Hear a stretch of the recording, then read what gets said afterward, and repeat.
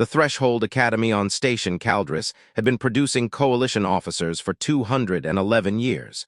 Its graduation rate sat at 58%, a number printed on every recruitment packet without further comment, because everyone who mattered already understood what it meant. Alumni held command postings across 15 active fleets and 41 border stations. The entrance examination alone eliminated 91% of applicants before a single cadet set foot on the station. In 22 years, 9 humans had graduated. The current class had 1. The Academy did not advertise this statistic. It did not need to. Every species in the coalition understood, in the way that institutions understand things without writing them down, that humans arrived at threshold already behind. Behind in neural interface adoption. Behind in exo-assisted combat doctrine. Behind in the smart targeting systems that every other species had integrated into their military academies, a century before humanity had even reached the outer systems. The Coalition's tactics manuals referred to unassisted combat as a legacy discipline, a section kept in the curriculum out of historical completeness, taught for 2 weeks in first year and never touched again. Cadet Marlowe Cade's file did not mention any of this directly. It mentioned it in the way that files mention things, through gaps. Through the absence of the equipment requisitions every other cadet's admission packet included. Through a training history that listed exactly one certified system. A Coalition Standard Steel Combat Blade, model designation unassisted, no smart edge, no built-in scanner, no neural tether. The kind of weapon the Academy Armory kept in a drawer labeled Ceremonial and Legacy. Marlowe Cade was 19, from a frontier settlement called Hollow's End, 3 jumps past the last Coalition relay station anyone bothered naming. His admissions officer, a Vantral administrator named Il Acor, had read his file 4 times, because the first 3 readings had produced a training record that seemed inconsistent with a colony that supposedly had Coalition-standard educational access. The record listed 6 years of solo wilderness certification, conducted entirely without neural assist. It listed a hunting and survival curriculum built around manual tracking, blade work, and terrain reading. Disciplines, the Coalition's own historical archive described as pre-integration methodology, a polite way of saying obsolete. It listed physical endurance benchmarks that exceeded the Academy's own combat fitness thresholds, by a margin large enough that the verification office had flagged the file twice for suspected falsification. The verification had come back confirmed both times. Hollow's End did not have neural interface infrastructure. It had never installed any. This had not been poverty. Corps' follow-up inquiry to the Settlements Council had returned a single line, written by someone who clearly considered the matter closed. We train the old way on purpose. It doesn't break. Marlowe had not mentioned any of this when he arrived at the Academy. He had found his assigned quarters, unpacked a duffel bag containing exactly as much as the standard cadet allotment permitted, and reported to orientation 10 minutes early. He did not correct anyone who assumed the plain steel blade in his kit was decorative. He did not explain Hollow's End to anyone who asked where he was from beyond naming it. He simply began the coursework, the way a person begins something they have already decided they are capable of finishing. His eyes did not change expression based on what was happening around him. They changed based on what he was thinking. This was not a performance of calm. Cadets who tried to read him for nervousness, and there were several in the first week, came away with nothing because there was nothing there to find. He was not suppressing a reaction.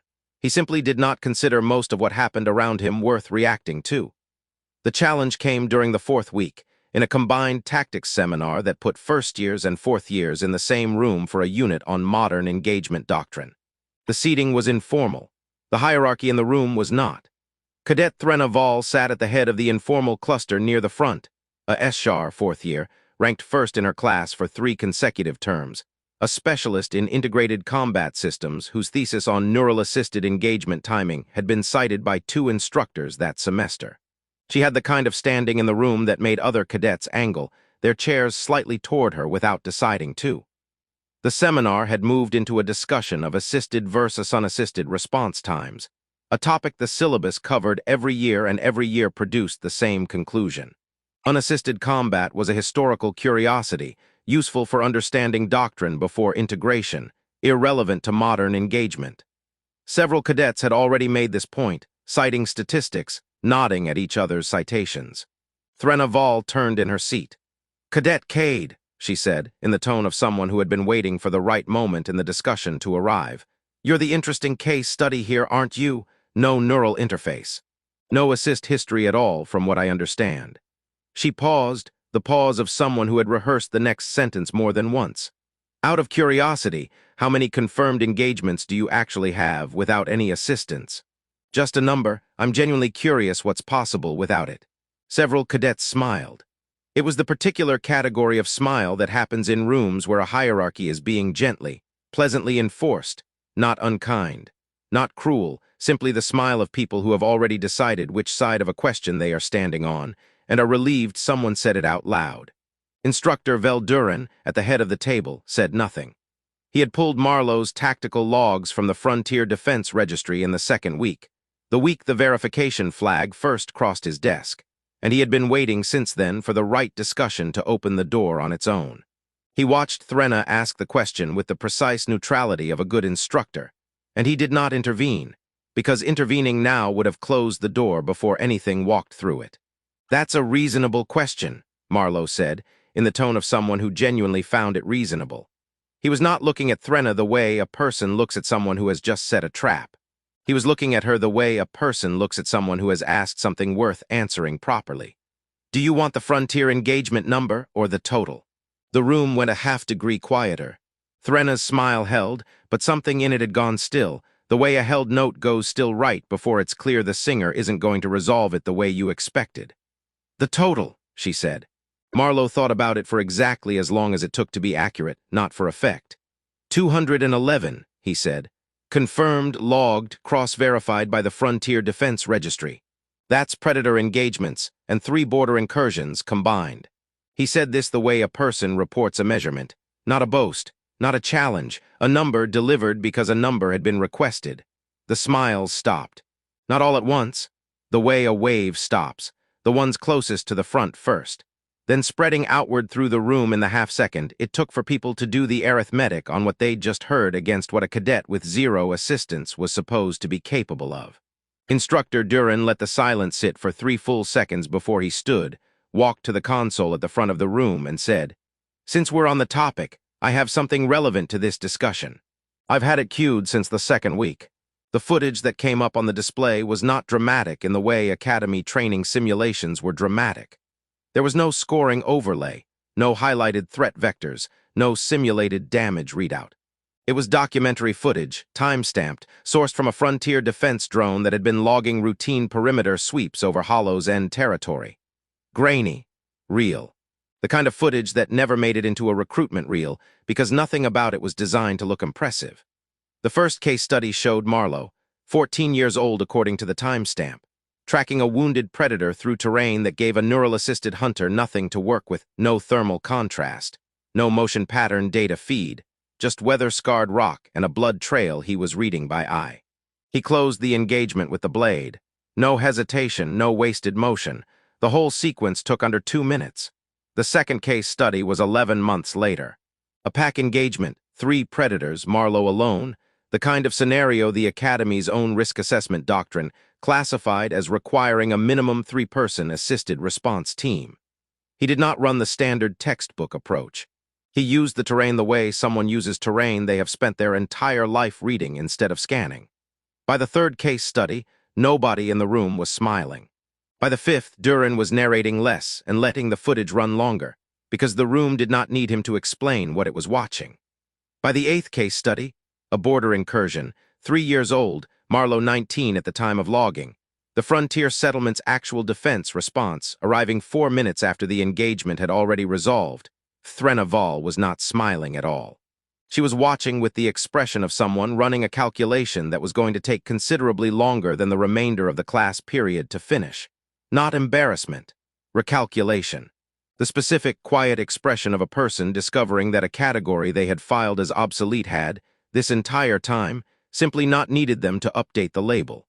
The room stayed silent through all of it. Nobody had a comment for case study 3 or 6 or 8. The footage was doing something that argument never could have. It wasn't asking anyone in that room to agree with anything. It was simply what had happened on record, whether they updated their assumptions or not. Marlowe did not speak during any of it. He watched the footage with the room, the same steady attention he gave everything, the way a person watches a measurement they already knew the answer to, delivered to an audience that hadn't. When the footage ended, Duran closed the display and let the room sit in the quiet a moment longer before dismissing the seminar early. Nobody objected to the early dismissal. Nobody lingered to ask follow-up questions. The room emptied in the particular hush of a class that has just learned something it will need time to file properly.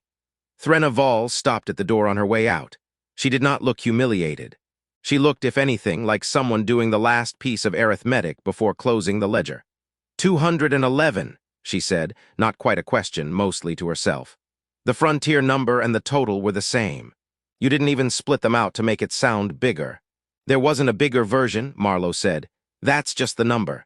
Threnna nodded once, the nod of someone updating a file rather than conceding a point, and left without another word. Nobody in the hallway outside heard anything more from her about it, that day or any day after.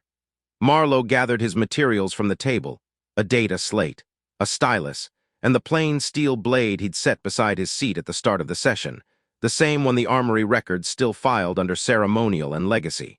He picked it up the way he'd picked it up every day since arriving at Hollow's End's training ground at age 8, without ceremony, because it was simply the thing he carried. Duran was still at the console when Marlowe passed him on the way out. You could have led with the number in week 1, Duran said. Saved everyone the seminar. Didn't seem like the kind of thing you lead with, Marlowe said. Seemed like the kind of thing that means more if somebody has to ask. Duran almost smiled at that, the first real one of the session. I've been waiting since I pulled your file to find the right discussion to hang that footage on, he said. Didn't think it'd take a month, figured it'd take a term. Marlowe shifted the blade to his other hand, wasn't in any hurry. Duran opened the class performance record on his slate. He did not write a paragraph. He did not write an assessment of Marlowe's tactical aptitude, or a note about the seminar, or anything that would need explaining to whoever read the file next. He wrote 3 words, never needed it. Then he closed the file, and the station's ordinary evening rotation continued outside the window, the way it did every day, whether anyone in the room had updated what they thought they knew or not. They knew or not.